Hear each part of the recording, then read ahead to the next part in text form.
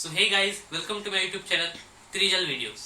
आज का हमारा टॉपिक है मेंसुरेशन और इसमें हम ये जानेंगे कि पेरीमीटर और एरिया क्या होता है। तो चलिए जानते हैं कि पेरीमीटर क्या होता है। पेरीमीटर के बारे में जानने से पहले कुछ बेसिक चीजें सीख लेते हैं। तो फिर अगर मैंने यहाँ पर 3 फिगर्स ले लिए, ये और ये, अब हमें इन फिगर्स में 2 चीजें दिख रही है, इसके अंदर का रीजन और इसके बाहर की बाउंड्री। इसमें भी हमें अंदर का रीजन और बाहर की बाउंड्रीज, अंदर का रीजन और बाहर की बाउंड्रीज। अब अगर मेरे को इन शेप्स को बनाना है तो फिर मैं इनकी बाहर की बाउंड्रीज का मेजरमेंट लूंगा। अब मेरे को तो नहीं पता कि इस फिगर के बाउंड्री का मेजरमेंट क्या है, तब उसको जानने के लिए मैं एक पॉइंट लूंगा और एक तार लूंगा। फिर वो तार को मैं इधर से ऐसे स्टार्ट करूंगा, फिर इधर मोड़ूंगा, फिर इधर से इधर तक लेके आऊंगा, उस तार को इधर मोड़ूंगा और इधर से वापस इस एस पॉइंट तक लेके आऊंगा और फिर देखूंगा कि वो तार कितनी लंबी है। वो तार जिस मेजर की होगी उस मेजर की इस फिगर की बाउंड्रीज होगी। वैसे ही इसमें भी मैं वैसे ही करूंगा। तार को मैं ऐसे लेके गया, मोड़ा, ऐसे लेके गया, फिर मोड़ा, फिर ऐसे लेके गया, फिर मोड़ा, फिर ऐसे लेके गया, फिर मोड़ा। ऐसे करते करते करते करते करते करते करते मैं वापस एस पॉइंट तक आऊंगा और मैं देखूंगा कि जब वो तार एस पॉइंट पर आ जाता है तब वहां तक के उस तार की मेजरमेंट क्या होती है। वही मेजरमेंट इसकी बाउंड्रीज की मेजरमेंट होगी। वैसे ही मैं इस पे भी करूंगा और इसमें भी मेरे को बाउंड्रीज का मेजरमेंट मिल जाएगा। तो चलिए देखते हैं कि पेरीमीटर की डेफिनेशन क्या होती है। अब पेरीमीटर कहता है कि perimeter is the distance covered along the boundary forming a closed figure when you go round the figure once. इसका मतलब ये है कि अगर मैंने एक फिगर बनाया और उस फिगर में ये चारों साइड में घूमा, तब मैंने जो डिस्टेंस कवर किया उसको मैं उस फिगर का पेरीमीटर बोलूंगा। अब ये पेरीमीटर कहाँ यूज आता है, चलिए देखते हैं। A farmer who wants to fence his field, मतलब एक फार्मर है जिसको अपनी फील्ड को चारों तरफ से फेंस करना है, तब हमें पेरीमीटर की जरूरत पड़ेगी, क्योंकि हमें जानना है कि इस फार्म की बाउंड्री का मेजरमेंट क्या है, इसलिए यहाँ पर हमें पेरीमीटर की जरूरत पड़ेगी। अब दूसरा है an engineer who plans to build a compound wall of building. इसका मतलब ये है कि अगर एक बिल्डिंग है और एक इंजीनियर को उसके चारों तरफ वॉल्स लगानी है, तब भी हमें पेरीमीटर की जरूरत पड़ेगी। अब तीसरा एग्जांपल देखते हैं। A person preparing a track to conduct a sport, मतलब जहां पर रेसिंग हो रही है वहां पर अगर हमें ट्रैक बनाना है तब भी हमें पेरीमीटर की जरूरत पड़ती है। हर एक पर्टिकुलर शेप के लिए एक पर्टिकुलर पेरीमीटर का फॉर्मूला होता है। तो सबसे पहले देखते हैं कि रेक्टेंगल का पेरीमीटर हम कैसे निकाल सकते हैं। तो अगर हमें एक रेक्टेंगल दिया गया है ABCD और इसमें दिया गया है AB is equals to 15 centimetre, which is equals to CD which is equals to 15 centimetre, और side AD is equals to side BC which is equals to 9 centimetre. AB और CD 15 सेंटीमीटर है, AD और BC 9 centimetre है। अब rectangle के perimeter का formula होगा सम of all sides. इसका मतलब AB plus BC plus CD plus DA। अब मेरे को इतना पता है कि रेक्टेंगल में अपोजिट साइड्स इक्वल लेंथ के होते हैं, मतलब मैं CD को AB लिख सकता हूँ और DA को BC लिख सकता हूँ। तो इसका मतलब ये है कि AB plus BC plus AB plus BC। अब मैं ये देख पा रहा हूँ कि इसको मैं अगर मैं शॉर्ट में लिखना चाहूँ तो फिर मैं इसको ऐसे लिख सकता हूँ, 2 इंटू ब्रैकेट में AB plus BC bracket close. अब हमें इन साइड्स में उनकी वैल्यू डालनी है।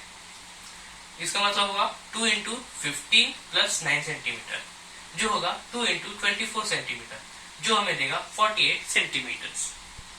अब मेरे को इस रेक्टेंगल का पेरीमीटर 48 सेंटीमीटर मिल गया। अब मैं इसको अगर और आसान बनाना चाहूँ तो फिर perimeter of rectangle 2 into length plus breath होता है। इसका मतलब होगा 2 इंटू 15 प्लस 9 सेंटीमीटर, जो हमें देगा 2 इंटू 24 सेंटीमीटर, जो हमें 48 सेंटीमीटर देगा। अब चाहे मैं ऐसे निकलूं या फिर ऐसे निकलूं, मेरा आंसर सेम ही आएगा, लेकिन ज्यादा आसान तरीका है इस तरीके से निकालना। अब एक एग्जाम्पल के हेल्प से मैं आपको समझाता हूँ कि रेक्टेंगल का पेरीमीटर हम कैसे निकालते हैं।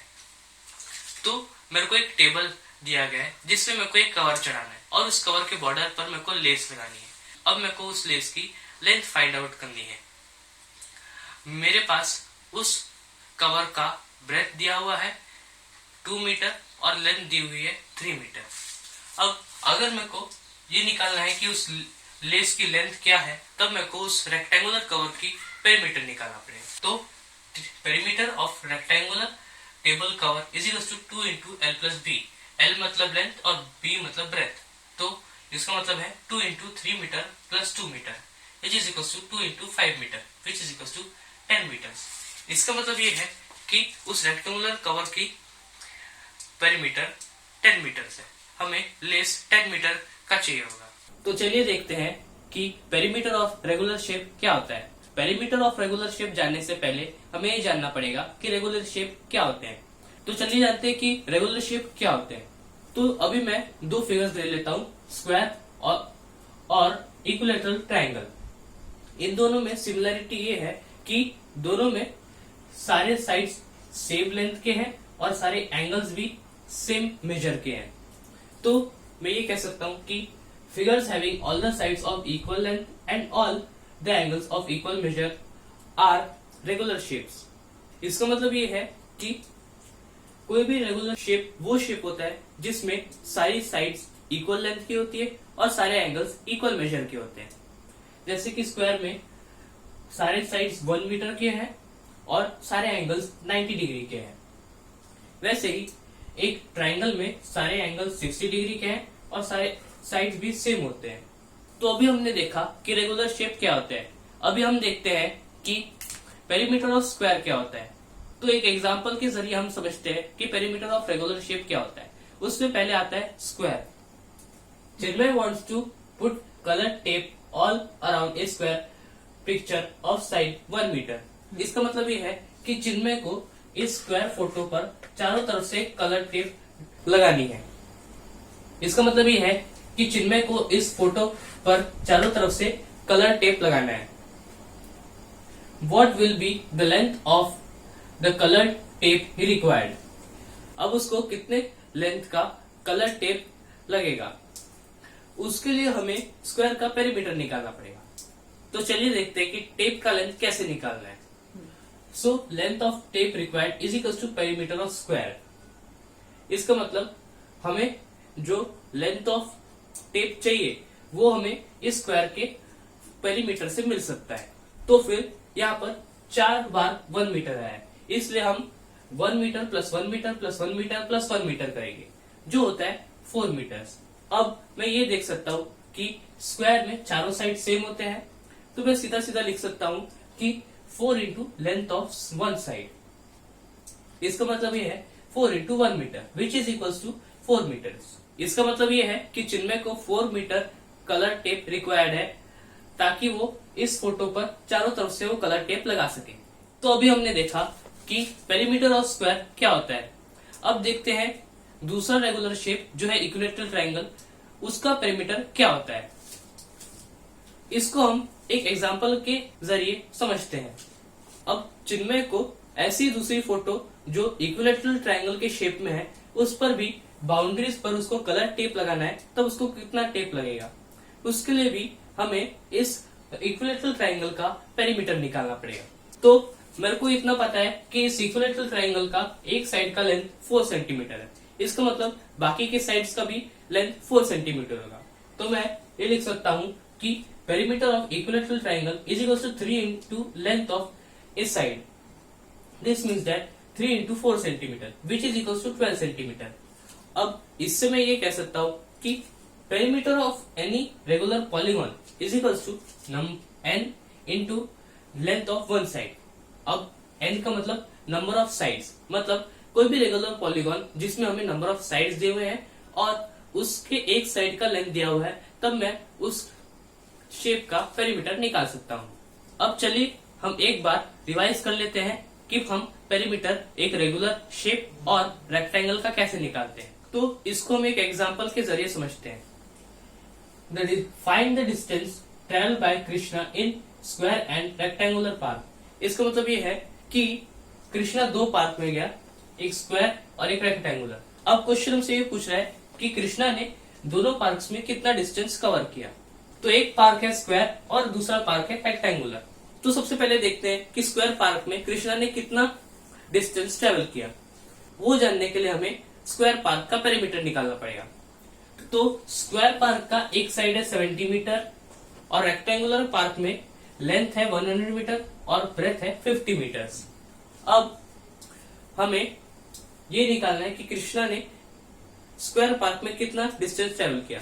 तो उसके लिए हमें स्क्वायर पार्क का पेरीमीटर निकालना पड़ेगा। तो perimeter of square park is equal to 4 into side which is equal to 4 into 70 metre which is equal to 280 metre. तो कृष्णा ने स्क्वायर पार्क में 280 मीटर्स कवर किया। अब हमें देखना है कि कृष्णा ने रेक्टेंगुलर पार्क में कितना डिस्टेंस कवर किया। उसके लिए भी हमें रेक्टेंगुलर पार्क का पेरीमीटर निकालना पड़ेगा। तो perimeter of rectangular park is equal to 2 length plus breadth. This means that 2 into length plus breadth which is equals to 2 into 100 meter plus 50 meter which is equals to 2 into 150 meter which is equals to 300 meter। इसका मतलब ये है कि कृष्णा ने rectangular park में 300 metres cover किए। तो चलिए देखते हैं कि मेंसुरेशन का दूसरा पार्ट यानी कि एरिया क्या होता है। एरिया की डेफिनेशन ये कहती है कि the amount of surface enclosed bye closed figure is called its area. इसका मतलब ये है कि कोई भी प्लेन सरफेस पे कोई भी फिगर जितनी स्पेस ऑक्यूपाई करते हैं हम उसको उस फिगर का एरिया कहते हैं। जैसे कि ये डायग्राम में देख सकते हैं, ये एक क्लोज फिगर है और ये जो स्पेस ऑक्यूपाई कर रहा है उसको हम उसका एरिया कहेंगे। तो चलिए जानते हैं कि एरिया ऑफ रेक्टेंगल क्या होता है। तो area of rectangle is equals to length into breadth. अगर मैंने मान लिया कि एक रेक्टेंगल में लेंथ है मेरी 6 सेंटीमीटर और ब्रेथ है मेरी 4 सेंटीमीटर, तो मैं लेंथ की जगह पे 6 सेंटीमीटर लिखूंगा और ब्रेथ की जगह पे 4 सेंटीमीटर लिखूंगा, जो मुझे देगा 24 स्क्वायर सेंटीमीटर। इसको मैं 24 सेंटीमीटर स्क्वायर भी लिख सकता हूं। अब जानते हैं कि स्क्वायर का एरिया क्या होता है। तो area of square is equal to side square. इसका मतलब ये है कि अगर हमें कोई स्क्वायर दिया गया है और उसमें एक साइड दी गई है तो उस साइड का स्क्वायर जो होगा वो हमारा एरिया होगा। तो अगर मैंने मान लिया कि कोई स्क्वायर में एक साइड 4 सेंटीमीटर की है तो मैं साइड की जगह पे 4 सेंटीमीटर लिखूंगा और इसका स्क्वायर करूंगा, जो मुझे देगा 16 स्क्वायर सेंटीमीटर, जिसको हम 16 सेंटीमीटर स्क्वायर के रूप में भी लिख सकते हैं। अब हम एक एग्जाम्पल की मदद से ये समझने की कोशिश करते हैं कि हम एरिया कैसे फाइंड आउट करते हैं। तो हम अभी एक एग्जाम्पल की हेल्प से ये समझते हैं कि एरिया को हम कैसे फाइंड आउट करते हैं। तो हमारा क्वेश्चन ये है कि Ram wants to cover the floor of a room 3 metre wide and 4 metre long by square tiles.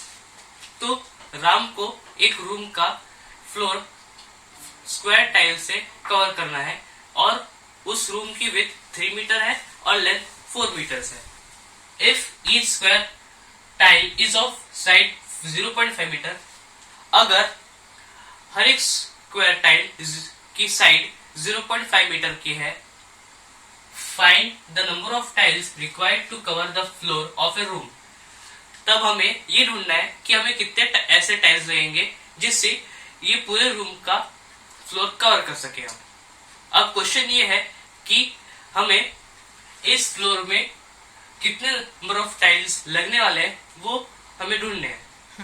Total area of tiles must be equal to the floor of the room. इसका मतलब जो सारे टाइल्स हैं उनका जो एरिया मिलाकर होगा वो पूरे फ्लोर का एरिया होगा। तो मैं ये कह सकता हूं कि अगर एक स्क्वायर टाइल का एरिया कुछ नंबर है, उसको मैं किसी नंबर ऑफ टाइल्स से मल्टीप्लाई कर रहा हूं, तब जाके मुझे इस रूम के फ्लोर का एरिया मिलेगा। तो मैं ये भी कह सकता हूं कि number of tiles is equal to area of room by area of one tile. अब हम जानते हैं कि एरिया ऑफ फ्लोर क्या है। तो एरिया ऑफ फ्लोर है लेंथ इनटू ब्रेथ। अब हमें लेंथ 4 मीटर दी है और ब्रेथ 3 मीटर दी है, तो 4 metre into 3 metre is equal to 12 metre square. अब हम जानते हैं कि area of one square tile क्या है। So area of one square tile is equal to side square.